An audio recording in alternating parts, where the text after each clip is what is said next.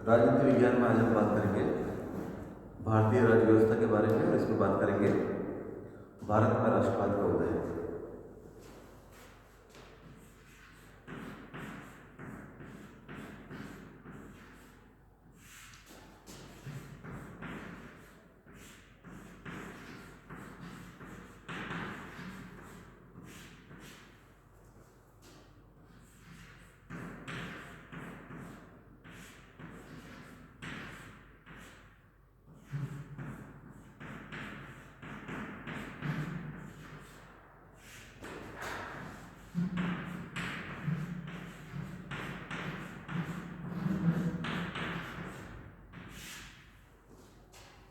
राष्ट्रवाद का उदय।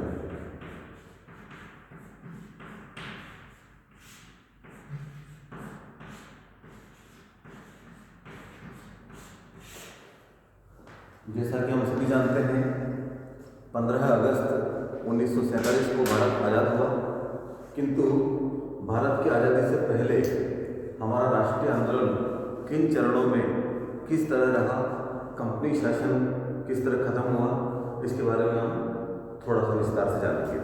भारत में राष्ट्रवाद का उदय।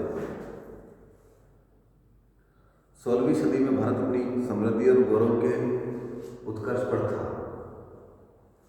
और भारत की इस समृद्धि से प्रभावित होकर यूरोप के विभिन्न देश भारत के साथ व्यापार करने आए। लंदन के कुछ व्यापारियों ने तथा पूर्वी देशों के साथ व्यापार करने के लिए ईस्ट इंडिया कंपनी की स्थापना की और 21 दिसंबर 1600 को ब्रिटिश साम्राज्ञी एलिजाबेथ ने अंग्रेज व्यापारियों की इस कंपनी को भारत के साथ व्यापार करने का एकाधिकार प्रदान किया। ईस्ट इंडिया कंपनी के द्वारा बहुत तेजी के साथ प्रगति की गई और व्यापारिक प्रतियोगिता में पुर्तगाली, डच तथा फ्रेंच व्यापारिक कंपनियां इनसे पराजित हुई और ब्रिटेन ने भारत के व्यापार पर अपना प्रभुत्व स्थापित कर लिया। व्यापारिक कंपनी के रूप में स्थिति सुदृढ़ करने के बाद 1750 ईस्वी में लगभग 150 साल बाद कंपनी ने भारत में शक्ति राजनीति का खेल प्रारंभ किया। भारत की विशेष परिस्थितियों के कारण कंपनी को अपने इस कार्य में सफलता भी मिली और 1850 ईस्वी तक भारत के बहुत बड़े भाग पर कंपनी का शासन स्थापित हो गया। इस प्रकार से अंग्रेजों ने व्यापार करने के बहाने से यह व्यापार करने के लिए ही वो भारत में आए थे, किंतु यहाँ की परिस्थितियों को देखते हुए उन्होंने अपना प्रभुत्व जमाना शुरू कर दिया। अब हम बात करते हैं 1857 ईस्वी का स्वतंत्रता संग्राम। 1857 में, जिसे भारत का पहला स्वतंत्रता संग्राम भी कहा जा सकता है, कंपनी का शासन खत्म हो गया और ब्रिटेन ने भारत पे सीधा सत्ता हस्तांतरित कर ली। 1857 का स्वतंत्रता संग्राम और कंपनी के शासन की समाप्ति। कंपनी के शासन के 100 वर्षों में धार्मिक, आर्थिक, सामाजिक और सैनिक क्षेत्र में अनेक ऐसी प्रवृत्तियों का उदय हुआ जिन्होंने भारतीय जनता को कंपनी के शासन का प्रबल विरोधी बना दिया। डलहौजी के द्वारा अपने शासनकाल में कंपनी के भारतीय क्षेत्र के विस्तार के लिए हर संभव प्रयास किए गए। इस प्रकार की कई घटनाएं हुई। सामाजिक जीवन में हस्तक्षेप, ईसाई बनाने के कार्य, भारत का निरंतर आर्थिक शोषण, कृषक, श्रमिक तथा व्यापारी सभी वर्गों की दयनीय स्थिति, ये बहुत सारे कारण थे जिन्होंने 1857 के स्वतंत्रता संग्राम को जन्म दिया। इसका तेजी से प्रसार हुआ लेकिन परिणाम आशा के अनुकूल नहीं हुए। क्रांतिकारियों की सेना में एकजुटता और संगठन का अभाव, अनेक भारतीय शासक तथा वर्गों में असहयोग, ये सब 1857 की स्वतंत्रता संग्राम की विफलता के कारण बने। और जैसा कि हमने बात की थी, सन 1857 में कंपनी ने अपना शासन ब्रिटिश सरकार को सौंप दिया। सीधा हम ब्रिटेन के अधीन माने जाने लगे। अब हम बात करते हैं राष्ट्रीय आंदोलन के उदय और उसके कारणों के बारे में।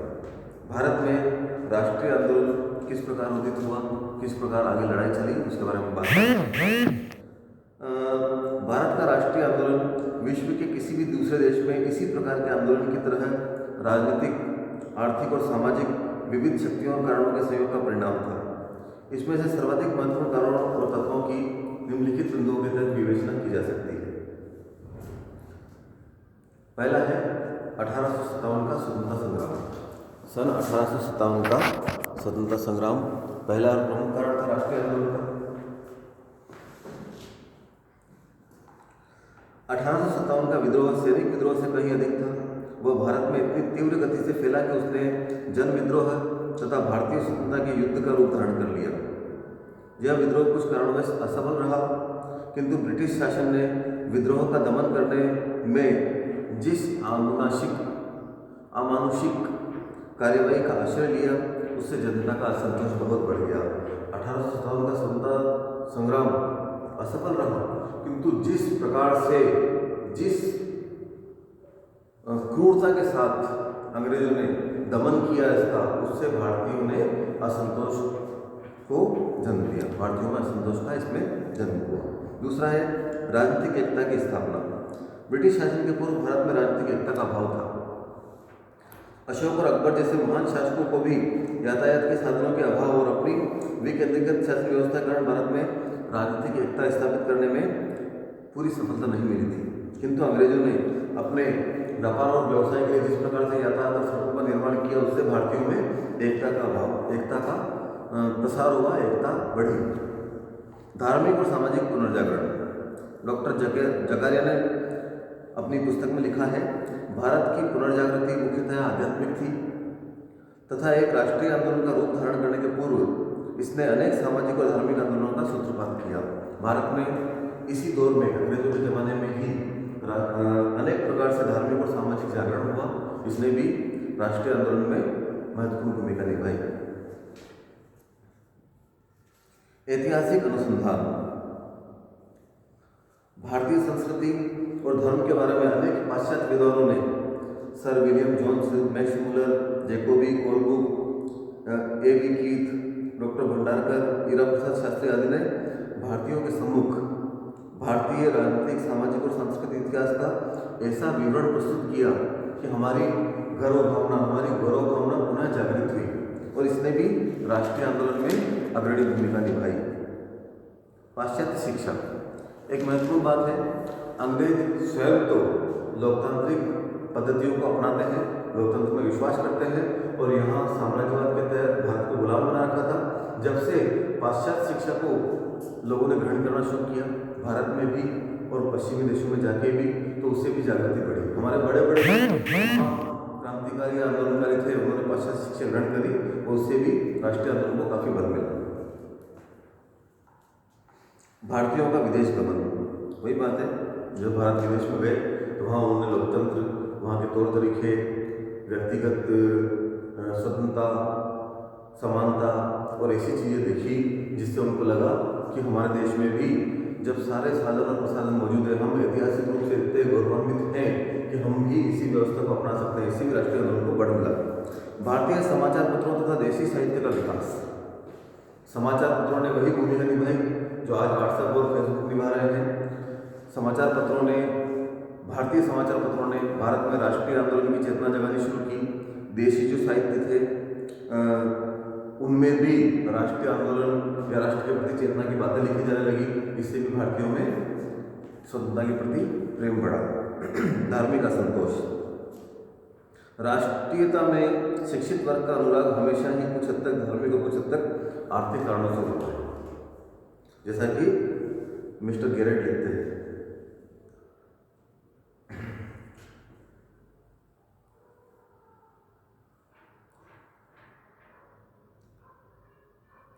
तो आर्थिक और धार्मिक कारण विशेष रूप से राष्ट्रीय आंदोलन को बढ़ावा देने के कारण बने। सामान्य जनता धार्मिक कारणों से और बहुत कुछ मध्यम वर्गीय जो लोग थे वो आर्थिक कारणों से अंग्रेजों के खिलाफ हुए। भारतीयों को उच्च पदों से अलग रखने की नीति। कहने के तौर पर अंग्रेजों ने जो प्रशासनिक व्यवस्था बनाई उसमें सभी समान थे, किंतु किसी न किसी बहाने से, जैसा कि सुभाष चंद्र बोस के साथ भी हुआ, उच्च जो पद होते थे वहाँ तक भारतीयों को नहीं आने दिया जाता। तो ऐसी स्थिति में भारतीयों के मन में भेदभाव की नीति से असंतोष का जन्म हुआ। जाति विभेद की नीति। अंग्रेज अपने आप को ऊंचा मानते थे, भारतीयों को काला और निकृष्ट मानते थे। ये भेदभाव भी असंतोष को जन्म देने वाला कारण बना। यातायात तथा संचार के साधनों का विकास, सड़क, रेल, डाक और तार यातायात के साधन हो गए। इससे राष्ट्र के प्रति प्रेम रखने वालों में एकता की स्थापना हुई, संगठनों की स्थापना हुई, आपस में आवागमन और आदान प्रदान संभव हुआ। इससे राष्ट्रीय आंदोलन को बल मिला। विदेशी आंदोलनों का स्वस्थ प्रभाव, इटली, जर्मनी, रोमानिया और सर्बिया के राजनीतिक आंदोलन, फ्रांस में तृतीय गणतंत्र की स्थापना और इंग्लैंड में सुधार कानूनों की मांग, इन सब का, क्योंकि अब समाचार पत्र के माध्यम से और पश्चिमी देशों से भी हमारा संपर्क था, तो हम सब ये बातें और घटनाएं जानने लगे, तो इसका भारतीय जनमानस पर प्रभाव पड़ा। लॉर्ड लिटन की दमनकारी नीति, सुरेंद्रनाथ बनर्जी ने लिखा है, राजनीतिक प्रगति के विकास में बुरे या क्रूर शासक एक गुप्त वरदान के रूप में आते हैं। उनके कारण समाज में ऐसी जागृति उत्पन्न होती है जैसी वर्षों की प्रचार और आंदोलन से उत्पन्न हो। लॉर्ड लिटन ने जिस प्रकार दमनात्मक नीति को अपनाया, उससे भी जनता आक्रोशित हुई और जनता में इस विद्रोह के खिलाफ एकजुटता बढ़ी। इल्बर्ट विधेयक संबंधी विवाद, अब तक जातीय भेद की नीति के कारण भारतीय जज अंग्रेजों के मुकदमे नहीं सुन सकते थे। लॉर्ड लिटन के बाद लॉर्ड लिटन के शासनकाल में 1883 में तत्कालीन विधि सदस्य मिस्टर इल्बर्ट ने व्यवस्थापिका परिषद में एक विधेयक रखा जिसमें भारतीय जजों की अंग्रेजों के विरुद्ध मुकदमे सुनने का अधिकार देने का प्रस्ताव था। किंतु इस विधेयक के पेश होते ही भारत के समस्त अंग्रेजों ने इसका विरोध किया और विधेयक के विरुद्ध संगठित रूप से आंदोलन प्रारंभ कर दिया। देखा ना आपने भाई, अंग्रेज इस प्रकार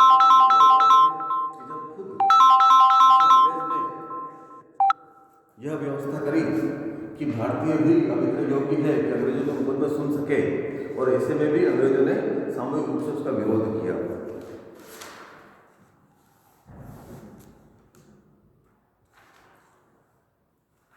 तो इस प्रकार भारत में राष्ट्रवाद का उदय हुआ।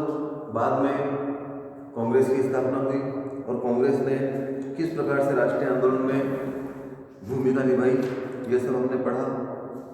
कांग्रेस के लक्ष्य उद्देश्य पूर्णतया भारत को स्वाधीन बनाना रहे, उन्होंने कार्य किया।